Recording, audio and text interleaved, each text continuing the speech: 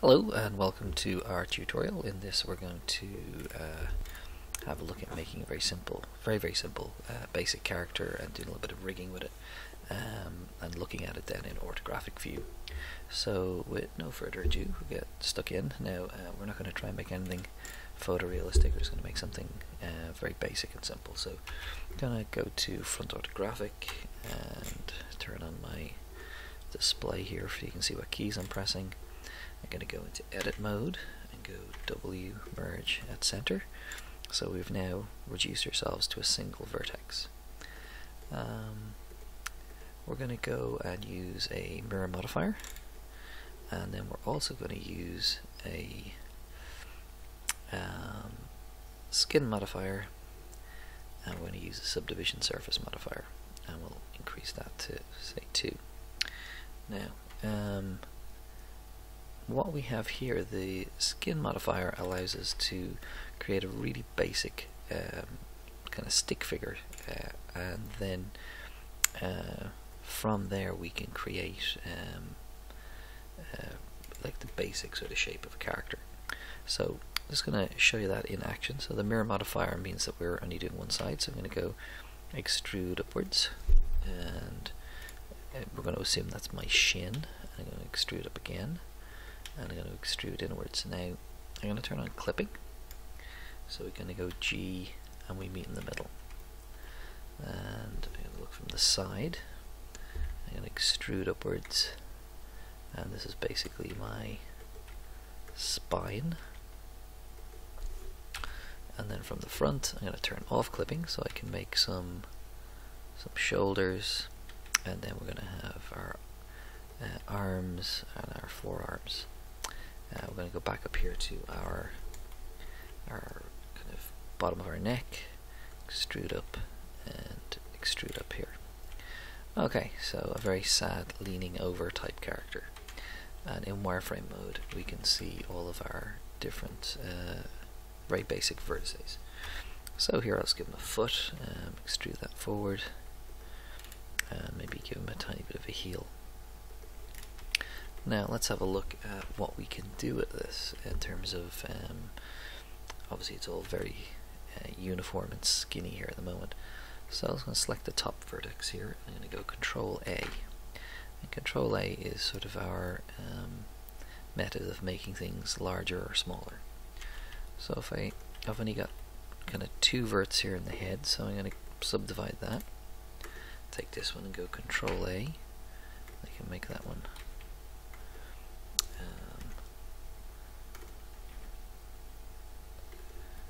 a bit smaller. I'm going to subdivide this one, and we can go Control A and make that smaller. Okay, so let's go back into solid mode here. Now this is not an attempt to make a photorealistic character, but just to kind of give you an idea of what is possible. So let's take this vert here. We'll go Control A, make it a bit wider.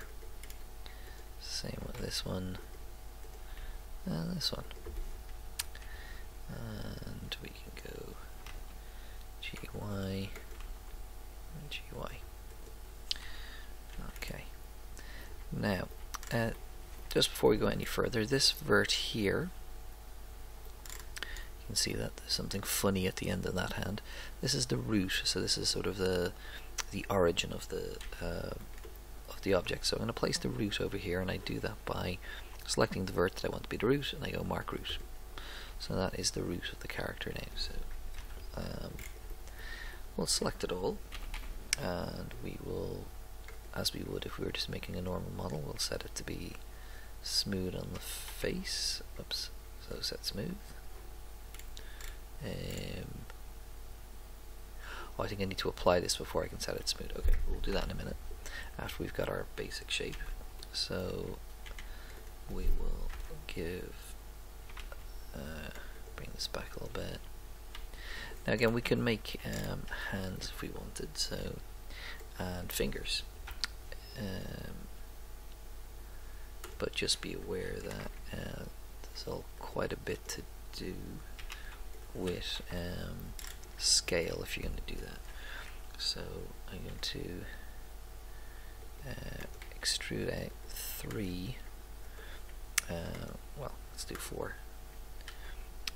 Say 4 fingers here. So I'm going to go Control A and make this nice and small, and this one, and this one, and this one, and do the same here, and we'll see if we can get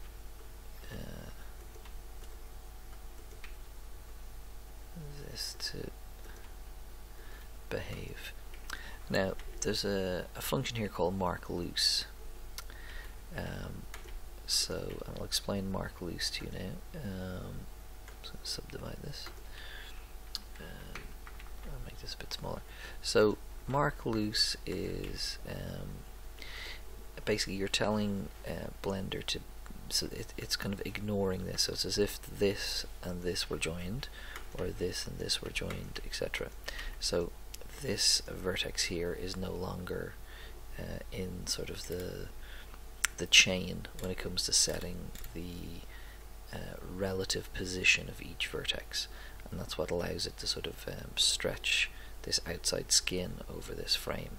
And then from here I can extrude forward, and we'll go make this nice and small.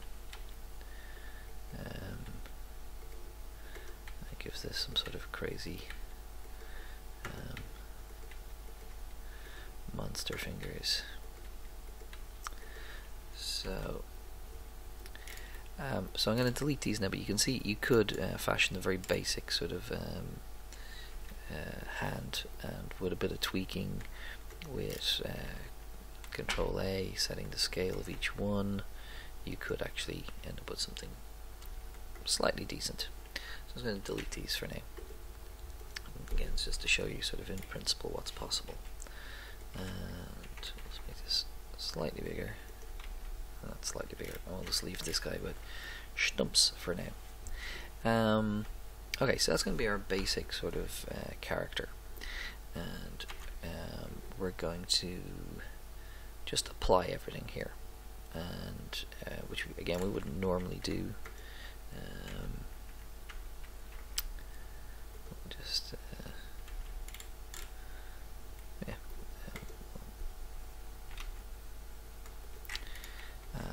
And we'll go from there. So I'm just going to apply everything. So apply my mirror modifier, my subsurface, whoops, my skin modifier, and then my subsurface.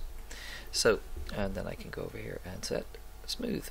Okay, so there's my my character. Far from perfect. There's a couple of kind of geometry quirks here that I probably should have fixed before I applied anything, but we'll live with that. Okay, so let's try and make this guy move. So I'm going to go Shift A. Well, first of all, let's call him, player 1. Whoops. So player 1. And now I'm going to add a bone. I'm going to go GZ and move this up into the base of the character.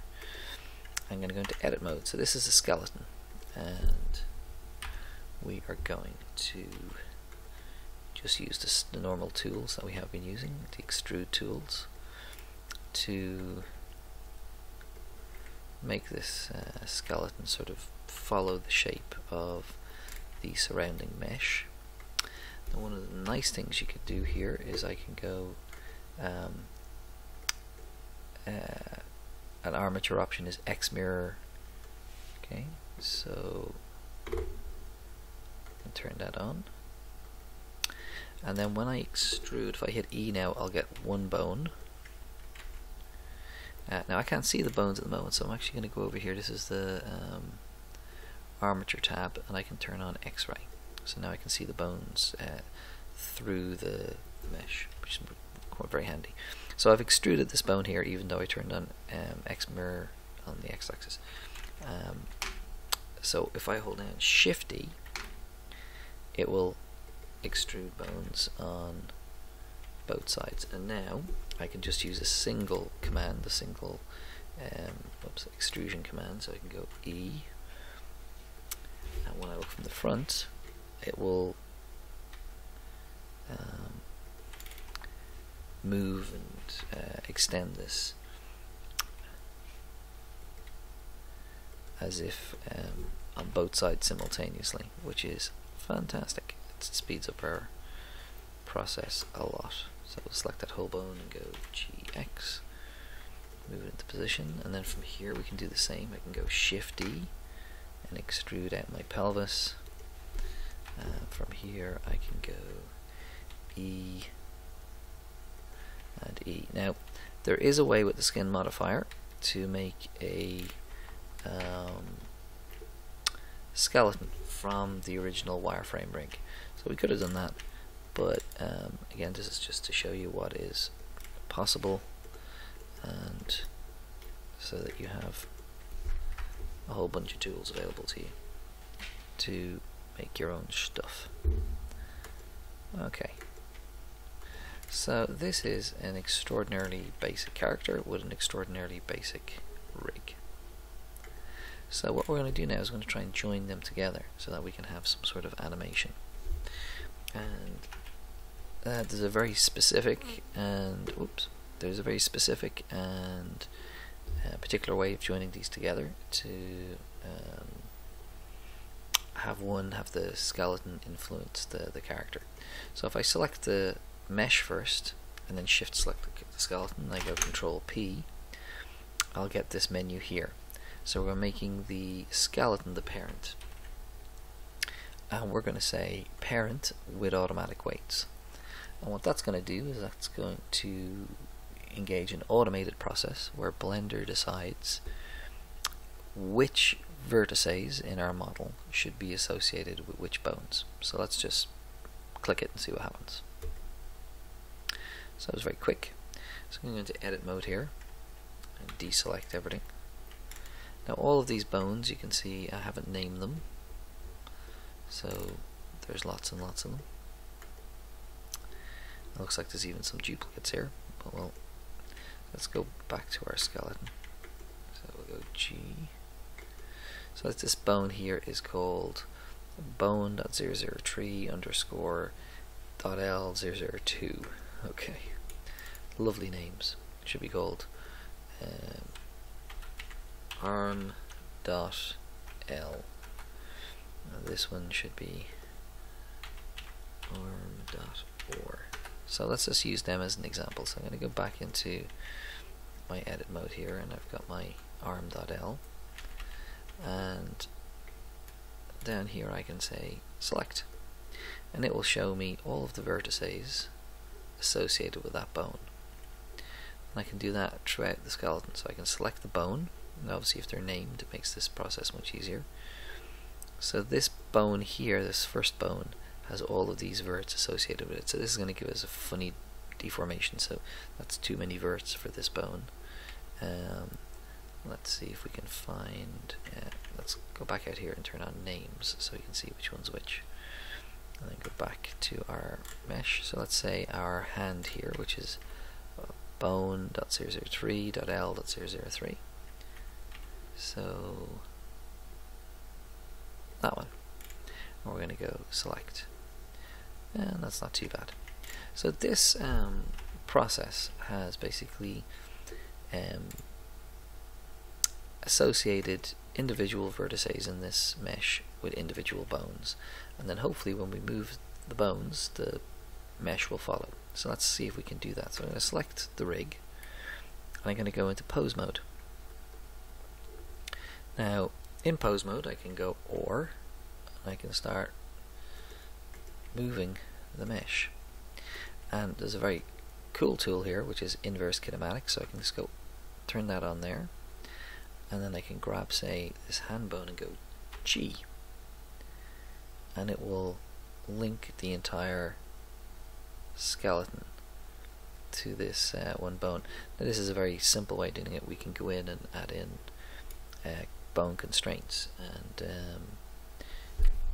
give ourselves a bit more control of that process. But here's our character, and we can do some very basic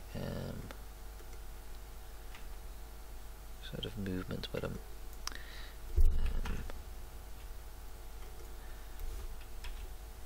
Okay. So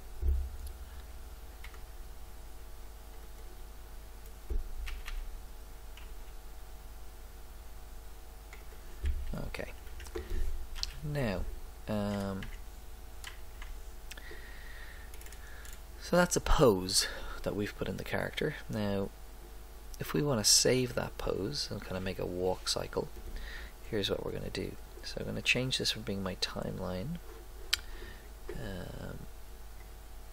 to being the dope sheet, and in the dope sheet I'll change it to the action editor. I'll become apparent in a moment. So I want to record this position. So I'm going to go I, which is for insert keyframe, and I'm going to keyframe the location, the rotation, and the scale of all of these bones. So they're all selected. So if I hit A and then A again, they're all selected. So I, lock, rot, scale. And then every bone, as you know, all their names, every bone has been keyframed in that position.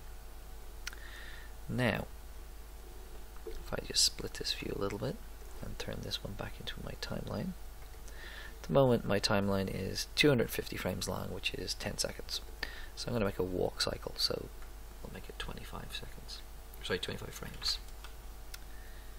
So that's 1 second. Now the beginning and end of my walk cycle, because it's a cycle, should be the same. So frame 1 and frame 25 should be the same. So I'm going to keyframe frame 25. Now at the moment this is not a very interesting animation. He doesn't move.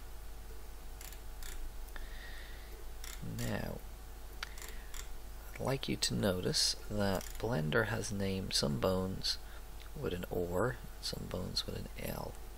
So let's see if we can do some magic here. So I'm going to click on this button here, which is copy the current pose. Okay, so copy to buffer. I'm going to move somewhere in the middle, so say frame 13.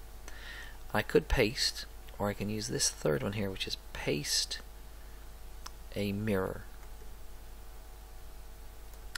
So, and I'm going to record that. I'm going to go I, lock, rotate, so location, rotation, and scale.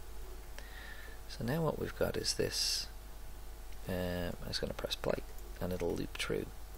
So if I look from the side, here's my character walking along. Now, it's not much of a walk because it's more like he's skiing, but you know, in 3 keyframes, that's pretty cool. So we'll stop that and we'll have a look. So this is going to be his standing foot, his front foot. So actually this makes no sense, he should be leaning towards his standing foot, but you know, we won't quibble over it for now. So this foot here is the one that's going to lift on his first stride. So I'm just going to select that bone so we know it's that one that's going to lift. I'll look from the side. I'm going to move halfway through the step, and then I'm going to go G and lift that leg. So, not very elegant, but you know, it'll make a difference. So he's lifted this leg and his weight is on this foot here. So again, I'm going to select all of this and go I, insert keyframe here. Copy it. Move halfway between these two and paste the mirror. Keyframe. So now let's press play.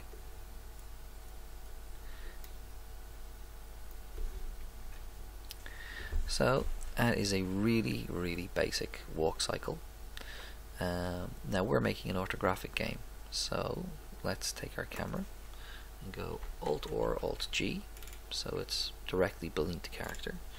We'll go GZ and move it up, and then press 0 to look through, and we're going to set our camera to be orthographic, and then we can set the scale of our orthographic view so we can zoom out. So then this is what our character looks like walking from above in our orthographic view. So that's 20 minutes. So we've started with nothing. We built a very basic character, and we have added an armature. We have joined them together, and then we've done a really basic walk cycle in 20 minutes. Not bad. So yeah, we'll leave it at that, and we'll build on this over the next couple of weeks.